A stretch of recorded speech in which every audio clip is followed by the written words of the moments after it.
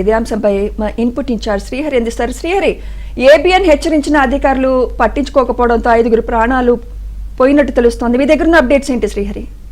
సుమిత్ర, వైనాడ్ విషాద ఘటన మరొక ముందే ఆంధ్రప్రదేశ్లో ఇవాళ మరొక 5 మంది కొండ చర్యలు విరిగిపడి మృతి చెందారు.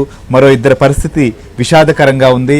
మనం వైనాడ్ ఘటన జరిగిన తర్వాత ఏబిఎన్ ఆంధ్రజ్యోతి ఆంధ్రప్రదేశ్లో కావచ్చు, మిగిలినటువంటి ప్రాంతాల్లో ఎక్కడైతే కొండ చర్యలు విరిగిపడేటువంటి ప్రమాదం ఉందో, లేదైతే కొండ ఉండేటువంటి ప్రాంతాల్లో, కొండ కింద నివాసాలు ఉంటున్నటువంటి ప్రాంతాల్లో పరిస్థితిని కూడా మనం మొత్తం ప్రభుత్వాల దృష్టికి తీసుకెళ్లే విధంగా ఏబిఎన్ స్పెషల్ ఫోకస్ డ్రైవ్ కూడా నడిపింది.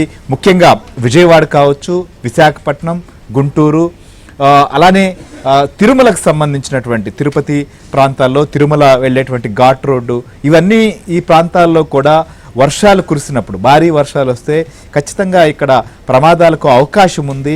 ఎక్కడైతే ఇలాంటి పరిస్థితి ఉందో ముందస్తు జాగ్రత్తలు తీసుకోవాలని చెప్పి ఏబిఎన్ ఆంధ్రజ్యోతి కూడా హెచ్చరించింది.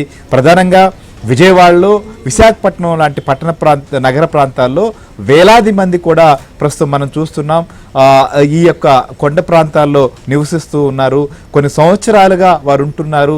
ప్రతిసారి కూడా ఇంకా పెరుగుతున్నాయి నివాసాల సంఖ్య కూడా క్రమంగా చూస్తే. కానీ వీటికి సంబంధించినటువంటి విషయంలో ఏ రకంగా జాగ్రత్తలు తీసుకోవాలి, ఇలాంటి ప్రమాదాలు వచ్చినప్పుడు వారి పరిస్థితి ఏంటి, సో ప్రజలకు అవగాహన కల్పించాలి. ఖచ్చితంగా ప్రభుత్వాలు కూడా దీనిపైన స్పందించి చర్యలు తీసుకోవాల్సినటువంటి అవసరాలు కూడా మనకు కనిపిస్తూ ఉంటాయి. ఎందుకంటే పెద్ద ప్రమాదం జరిగినప్పుడు తర్వాత మనం బాధపడి కూడా ప్రయోజనం ఉండదు. సో కాబట్టి ఖచ్చితంగా ఇలాంటి విషయాలపైన ఎలా ప్రజలకు సంబంధించి ప్రజలను అప్రమత్తం చేయడం, అట్లనే ప్రభుత్వానికి కూడా ఒక సూచన ప్రాయంగా లేదా వారికి దృష్టికి ఈ సమస్య వెళ్లే విధంగా కూడా ఏబిఎన్ ఆంధ్రజ్యోతి దీనిపైన ఫోకస్ పెట్టింది. సో ఇది మనం ఈ నెలలోనే ఈ విషయాన్ని కూడా వెలుగులోకి తీసుకొచ్చి ప్రస్తుతం పరిస్థితిని కూడా మనం చూపించాం. సో ఖచ్చితంగా ప్రస్తుతం జరిగినటువంటి ఘటన భారీ వర్షం కురవడంతో విజయవాడ మొగల్రాజపురం వద్ద జరిగినటువంటి ఘటన చూస్తే 4 మృత్యువాత పడ్డారు. ఇంకా కూడా మృతుల సంఖ్య పెరిగే అవకాశం ఉంది. కొత్తగా కట్టినటువంటి నివాసాల సంబంధించి కూడా ఇంకా కొన్నిటిని అక్కడ కొండ చర్యలను కూడా క్లియర్ చేయాల్సినటువంటి పరిస్థితులు కూడా ఉన్నాయి. సో దీంతోపాటు మంగళగిరిలో కూడా ఒకరు మృతి చెందారు. సో అసలు ఈ పరిస్థితి పైన అక్కడ ఉన్నటువంటి ప్రజలు కావచ్చు, ప్రభుత్వం ఈరోజు జరిగినటువంటి ఘటన పైన ఏ రకంగా రియాక్ట్ అవుతుంది, ఏబిఎన్ ముందుగానే ఈ విషయాలను కూడా చాలా స్పష్టంగా చెప్పడం జరిగింది. మనం ఇప్పుడు ఏదైతే కొండ చర్యలు విరిగిపడినటువంటి ప్రాంతం ఉందో ఇక్కడ ఆ ప్రాంతం అంతా కొండలపైకి ఎక్కి అక్కడ ఉన్నటువంటి వాస్తవ పరిస్థితిని గ్రౌండ్ రిపోర్ట్గా మనం అందించాము. సో దీనికి సంబంధించినటువంటి మరింత అప్డేట్ కూడా మనకు అందించేందుకు మనతో పాటు లీలా, విజయవాడ ప్రతినిధి, మనకు లైవ్లో సిద్ధంగా ఉన్నారు. అలానే ప్రసాద్ కూడా మనతో పాటు లైవ్లో ఉన్నారు. గుంటూరు నుంచి సాంబశివరావు కూడా మనతో పాటు లైవ్లో సిద్ధంగా ఉన్నారు. ఇక విశాఖ నుంచి కూడా నాయుడు మనతో జాయిన్ అవుతుంది. ప్రసాద్ చెప్పండి, సో ఈ మొగల్రాజపురం ఘటనలో మృతుల సంఖ్య ఇప్పటికే 4కు చేరింది. మరికొంతమంది పరిస్థితి కూడా సీరియస్గా ఉందని తెలుస్తుంది. సో వారి పరిస్థితి ఎలా ఉంది, ఎలాంటి వైద్య సేవలు అందుతున్నాయి? సో ప్రధానంగా ఈ కొండ చర్యలు విరిగిపడినటువంటి ప్రాంతంలో మనం గతంలో కూడా డ్రైవ్ చేసి చూపించాం, ఇక్కడ ఇలాంటి ప్రమాదం పొంచి ఉంది అనేటువంటి పరిస్థితి. సో ఇవాళ అదే పరిస్థితి కూడా మన కళ్ళ ముందు కనిపించింది. సో దీనిపైన అక్కడ ఎలాంటి రియాక్షన్ వస్తుంది, దీనిపైన ఎలాంటి చర్యలు తీసుకోవాల్సినటువంటి అవసరం కూడా ఉంది?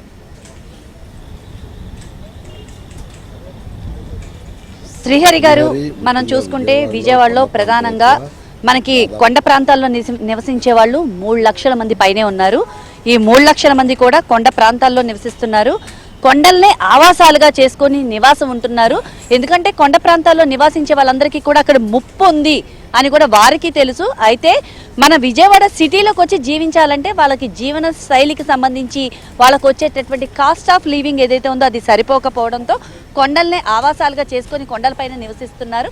అయితే ఈ క్రమంలో మనం గతంలో అంటే ఇదే నెల ఆగస్టు 3వ తేదీన మనం గ్రౌండ్ లెవెల్లో రిపోర్ట్ చేశాం శ్రీహరి గారు. ఎందుకంటే జరగబోయేటటువంటి ముప్పుని, అంటే ఒకవేళ అప్పటికే కేరళలో వాయనాడు సంబంధించి వరద బీభత్సం మనం చూసాము. ఆ వరద బీభత్సాన్ని దృష్టిలో పెట్టుకునే రాబోయేటటువంటి ఒకవేళ విజయవాడకి కూడా అలాంటి ప్రమాదం కనుక వస్తే కొండ ప్రాంతాల్లో ఉండే వాళ్ళకి ఎలాంటి ప్రికాషన్స్ తీసుకోవాలి, వాళ్ళ జీవన విధానం ఎలా ఉంది, వాళ్ళు ఎలాంటి జీవన శైలిని అవలంబిస్తున్నారనే దానిపైన కూడా మనం పూర్తి లెవెల్లో గ్రౌండ్ లెవెల్లో రిపోర్ట్ చేశాము.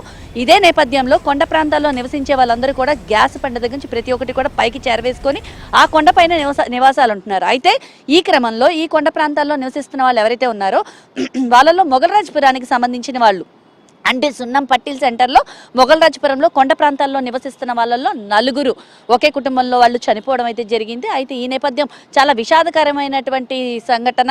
వీళ్ళకి ఎక్స్గ్రీషియా 5 లక్షలు ఇస్తామని ప్రభుత్వం ప్రకటించింది. ఇప్పటికే చంద్రబాబు నాయుడు గారు దానిపైన సమీక్ష చేశారు. వారి కుటుంబం ఎలా ఉందో తెలుసుకున్నారు.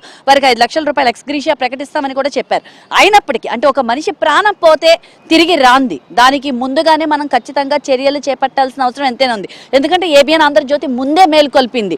ఈ వర్షాలు కనుక వరదలు కనుక వస్తే ఈ కొండ ప్రాంతాల్లో నివసించే వాళ్ళకి ఖచ్చితంగా ముంపు ఉంది, వాళ్ళు ఖచ్చితంగా ప్రమాదాన్ని ఎదుర్కోవాల్సి వస్తుంది. ఎందుకంటే వాళ్ళకి వాటర్ ఫెసిలిటీ, కరెంట్ ఫెసిలిటీ ఇవన్నీ ఒక రకంగా పక్కన పెడితే కొండ పైన వాళ్ళు ఉంటున్నారు. అంటే సుమారుగా విజయవాడ సిటీ కింద నుంచి 1000 అడుగుల పైన వాళ్ళు ఉంటున్నారు. సో 1000 అడుగుల పైన ఉంటున్న వాళ్ళకి ఈ కొండ చర్యలు విరిగి పడిపోతే ఖచ్చితంగా వాళ్ళకి డైరెక్ట్ గా ఇంట్లో పడుకుంటున్న వాళ్ళ మీద, నిద్రిస్తున్న వాళ్ళ మీద పడడం. అందుట్లో ఇందాక మనం చూసుకుంటే దుర్గగుడి ఘాట్ రోడ్లో ఎంత ప్రమాదం చోటు చేసుకుందో, అదే కనుక సమాచార కేంద్రం అక్కడే ఉండుంటే సుమారుగా 8 మంది నుంచి 10 మంది వరకు లాస్ అయిపోవాల్సి వచ్చేది. అదే సమాచార కేంద్రం ముందుగానే 3 రోజులు ముందుగానే రీకన్స్ట్రక్షన్ పేరుతో పక్కకి తొలగించడం వల్ల వారందరూ కూడా ప్రాణాలతో సేఫ్ జోన్ లో ఉన్నారని తెలుస్తుంది. అయితే ఎప్పటికప్పుడు అప్రమత్తం మనం ఒకవేళ ప్రజల్ని అప్రమత్తం చేస్తూ అధికారులు కూడా వాళ్ళు కూడా ముందస్తు చర్యలు వాళ్ళకి చేపట్టడం ఎంతైనా అవసరం ఉంది.